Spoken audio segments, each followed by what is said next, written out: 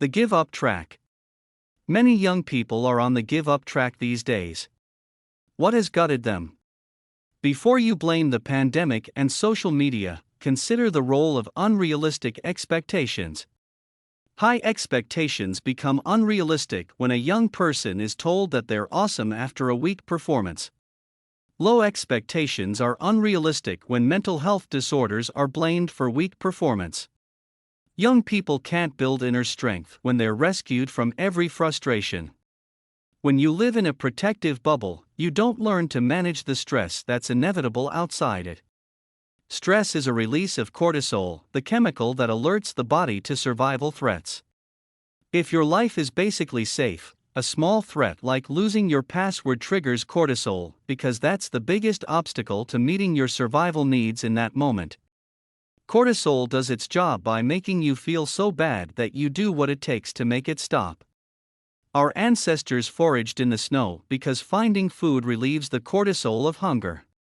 We are here today because our ancestors didn't give up when they felt bad. For most of human history, young people learned by doing. They foraged with their parents, so they saw how action was necessary to relieve hunger. They had to learn fast because they'd have their own children to provide for when they reached puberty.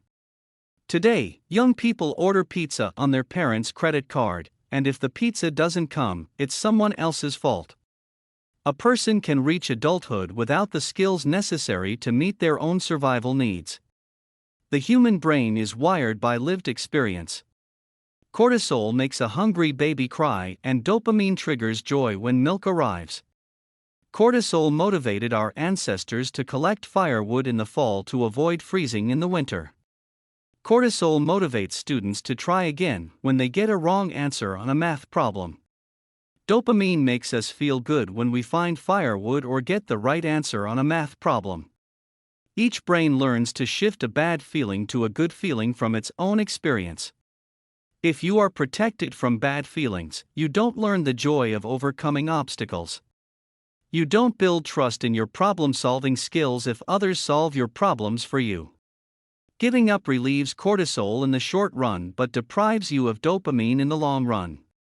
When life in the bubble gets frustrating, you blame society and disorders, and you expect someone else to fix it. Warning signs of mental health problems are widely discussed, but the need to build emotion regulation skills by tackling obstacles is rarely discussed. So it's not surprising that many young people give up. Maybe you know someone on the give up track. Maybe you've contributed to their unrealistic expectations, with all good intentions. Maybe you're on the give up track yourself. It's great to know that emotion regulation skills can be learned. If you didn't learn yesterday, you can learn today. It's harder once the neuroplasticity of youth is over. Toddler tantrums are easier to master when you're a toddler. Once you've reinforced that uncontrolled rage response for years, it's harder to build a new response. But it's possible, just like it's possible to learn a new language after toddlerhood. And it's worth the effort because medication can't delete the meltdown pathway you've built up for years. You can only free yourself by repeating an alternative response over and over, the way you'd learn a new language. Realistic expectations are the way to escape from the give-up track. Here are 3 realistic expectations that everyone needs to know. The urge to be special is natural. We are all born helpless, so we need social recognition to survive.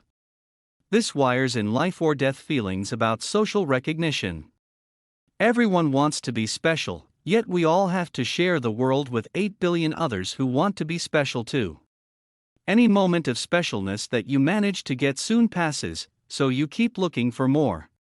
You can train your brain to feel safe even when you're not special, but it takes a lot of repetition because the primal fear of not being special is so deeply wired in.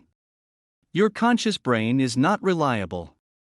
We are told that our rational brain is supposed to control our emotional brain, but this is bad advice. The rational brain is less rational than you think. It is good at rationalizing. It comes up with good reasons for whatever you feel like doing. It finds evidence and fancy language to justify your primal urge to be special and to run from cortisol. But your higher brain is not connected to your body, it's connected to your middle and lower brain, which connect to your body. So you have to get your emotional brain on board before you can get anything done. If you don't learn to manage your emotional brain, you're like a rider who cannot manage his or her horse.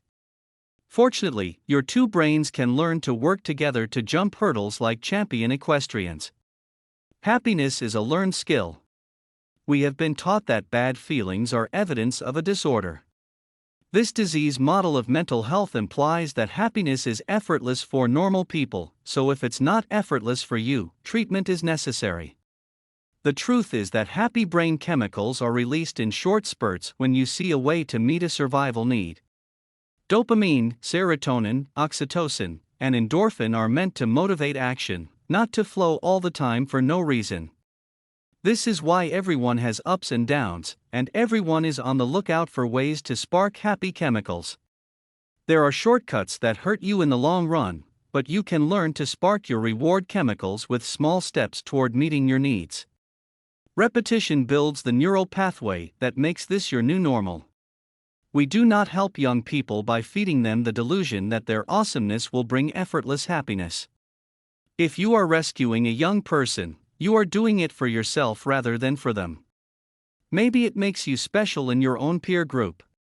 Once you stop fueling their unrealistic expectations, it will take time for them to leave the give-up track. The experiences of youth are the foundation of a person's neural network, so it takes a lot of new experiences to rewire them. Let's not give up quickly in our efforts to reroute the give-up track.